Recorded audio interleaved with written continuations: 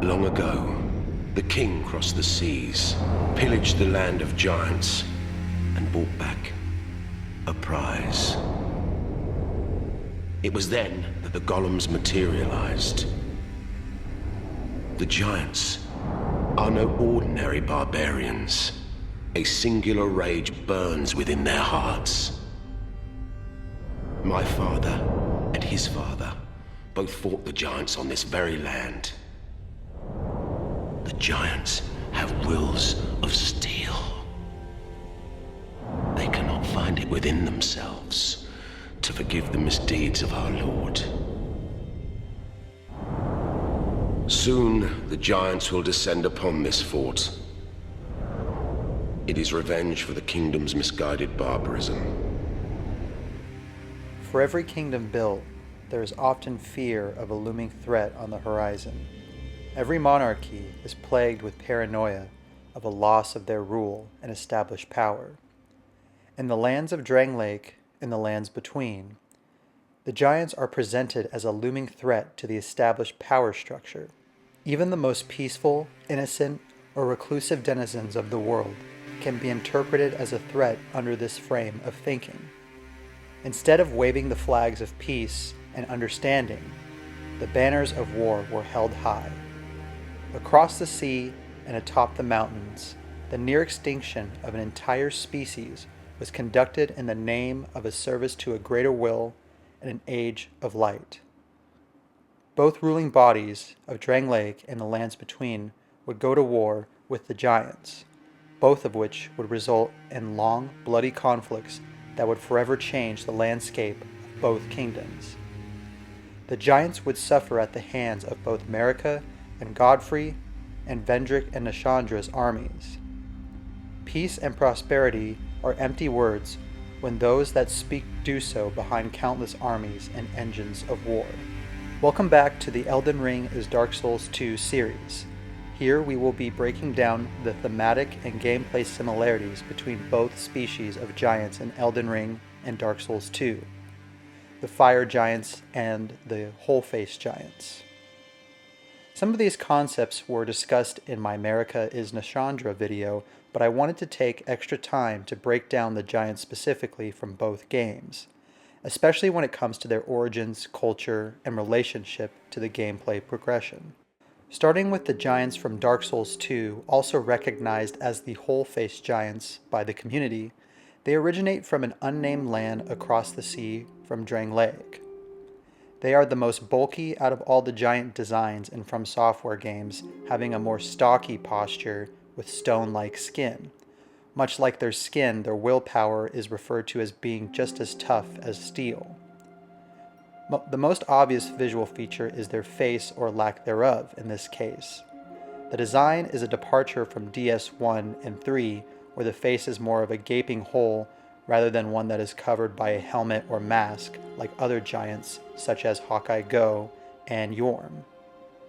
Inhabitants of Drangleic originally thought them to be barbarians due to their primitive garb and weapons, but later it was discovered they in fact have established hierarchy with the Giant Lord at their command and their ability to use pyromancy.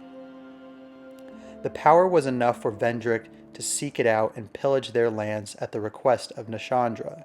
This power that Vendrick stole would be used to create the Golems, which built his kingdom and the castle he resided in.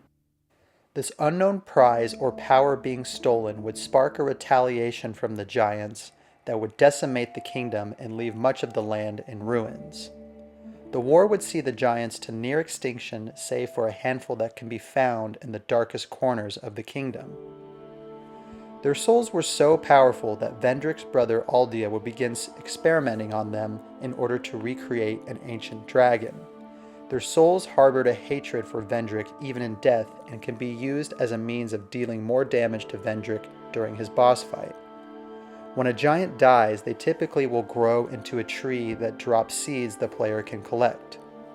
While being used for online purposes, the seed description reads, "Death is not the end, for anything that has ever once lived remains a part of a great cycle of regeneration. But what of those outside of this cycle?" This suggests that giants could perhaps exist outside the circle of life and death and light and dark. Perhaps their metamorphosis into trees signals a new life for them and that they might grow into something new. These giants were essentially a peaceful race pillaged by the greed of Vendrick that brought the near extinction of their kind. Similarly, Elden Ring has its unique take on giants in the form of the fire giants. Similarly, these giants live solitary lives in the mountaintops away from other major settlements and kingdoms. Here they tended a power this time named, and that is the flame of the fell god they worshipped. Their culture seemed to be solely tied to worshipping the fell god and tending the flame. There isn't a clear hierarchy mentioned like the giants from Dark Souls 2. However, these giants shared a common belief and kinship with one another through their service to the god. They weren't ordinary barbarians either and could utilize the power of the fell god in the form of a fire magic similar to pyromancy. Similarly, their power over this flame would be seen as a threat from a distant kingdom, this time in the form of the rule of the Golden Order, with Marika and Godfrey at the helm. Marika would use Godfrey and his armies to drive the giants to near extinction save for one who would be forced to tend the flame of ruin for eternity. This would ensure that the flame could not be used to harm the Erd Tree and the Golden Order by association. When venturing to the mountaintops, the landscape is littered with dead giants who appeared to almost be tree-like, with spears protruding from their corpses. Very similar to the giants from DS2, the fact they are all dead in this position might suggest that this is a part of their next cycle of life.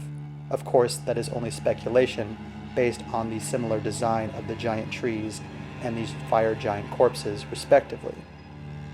The last giant of this race, or otherwise simply known as Fire Giant, can be fought in order to progress the Tarnish's journey to burning the Erd Tree. The final giant was put in a humiliating position to live with the knowledge he was the last of his kind and is now in service to his conqueror that took everything from him and his people. It is even stated that the fell god was slain by Marika herself in the one-eyed shield's description. There is no record of these giants wanting a war or provoking the Golden Order in any way. Much like Dark Souls 2, their existence alone was seen as a threat, and the power that they held could be used to the advantage of the conquerors. Mechanically speaking, the fire giant boss fight is similar to the last giant boss fight. Both are essentially the last of their kind. You as the player are ending the existence of a species. Both will also tear their limbs in a second phase in a last-ditch effort to fight off the player. The last giant will rip off its arm, and the fire giant will rip off its broken leg and sacrifice it to the fell god to gain new fire abilities. In typical fashion, both fights see you targeting the legs of these giants in order to bring them down. The Fire Giant also shares similarities with the Giant Lord boss fight as well. Both function as gatekeepers to great power. The Giant Lord blocks the way to accessing the Giant's kinship. This is an item used to gain access to the Throne of Want and thus finishing the game. The Fire Giant blocks access to burning the Erd Tree by guarding the Flame of Ruin. The flame can be used to burn the Erd Tree and progress the game to the final segments. Essentially, both possess the keys or powers necessarily to turn the tide in your favor as the player to continue your journey.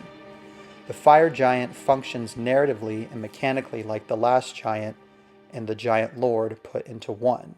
While not having very similar physical appearances, both represent very similar themes or motifs. This is heavy speculation, but I see both groups of giants representing the natural world and how we as humans greedily pillage the original habitants and landscapes. Their more primitive attire and means of combat suggest that they live a much simpler life than those of the kingdoms of the lands between in Drangleic. Both races of giants seem tied to the land or to one another as a tribe or civilization.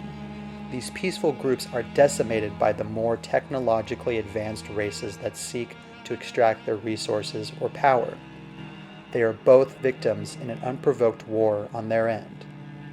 The only difference is that the giants of DS2 managed to put up a fight and take the war to the opposing force's land and do some real damage. The fire giants seem to have fought and lost in their lands with no retaliation possible. While not a one-to-one exact replication, in many ways the fire giants are an evolution or a retelling of a story motif established in Dark Souls 2 with their respective giants. Thanks for taking the time to check out the video. Which giant story was done better in your view? Feel free to let me know in the comments. When looking at both groups and their suffering at the hands of the more developed kingdoms, the player's interaction with their final members, and how their powers were feared, it's hard to shrug off their similarities. I personally have a soft spot for the giants of DS1 and 2, but feel free to share your thoughts on how giants have been handled thematically and mechanically throughout these games. If you enjoyed this video, please like and subscribe for more Souls-like content, as well as other content working with other influential game series. Take care, and I hope to see you in the next one.